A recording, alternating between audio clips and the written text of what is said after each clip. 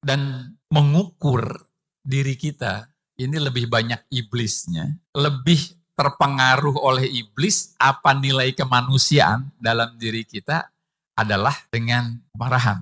Kalau kita semakin mampu menahan marah, maka kita semakin manusia.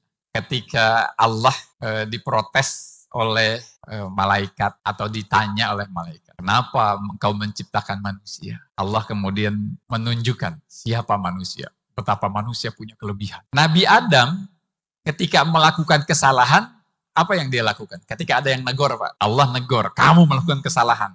Apa yang dilakukan oleh Nabi Adam? Rabbana zolamna anfusana. Nah, itu manusia, Pak. Itu kualitas manusia. Itu manusia. Allah ingin tunjukin, nih, manusia yang kayak begini. Walladzina idza fa'alu fahishatan aw zalamu anfusahum dzakarallah fastaghfaru lidzunubihim. Kalau habis melakukan kesalahan, sadar, ingat sama Allah, astaghfir, dan beristighfar. Wa may yaghfiru lidzunub. Siapa yang bisa memaafkan atau mengampuni dosa kecuali Allah. Nah, ikhwan fillah rahimakumullah, waktu kita marah, lalu ada yang ngingetin.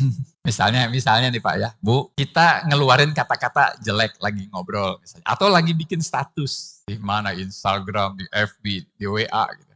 Tiba-tiba ada yang protes, ada yang ngoreksi. Wah, nggak sopan bener ini omongan.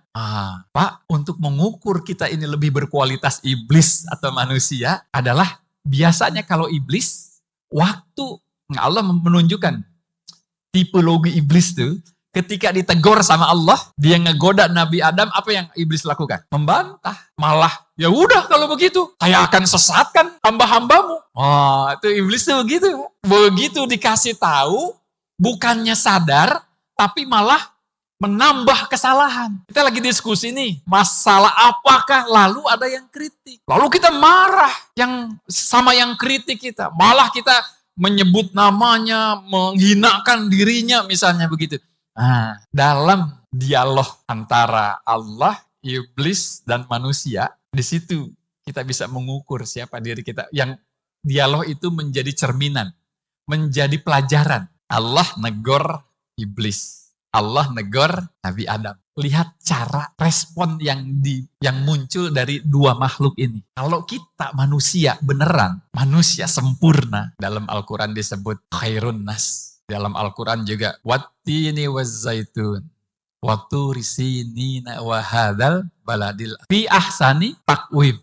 Itu dia. Tapi ayat berikutnya asfalasa pilin. Nah, itu pilihan buat kita, Pak. Tinggal kita koreksi ini diri kita. Ini lebih banyak iblisnya, apa nilai kemanusiaan yang Allah ciptakan sebagai fi ahsani taqwim dalam diri kita. Tinggal dilihat. Iblis waktu ditegur malah tambah marah dia. Tapi manusia yang sesungguhnya, yang fi ahsani taqwim itu, begitu ditegur, yang ada adalah Rabbana zolamna anfusana.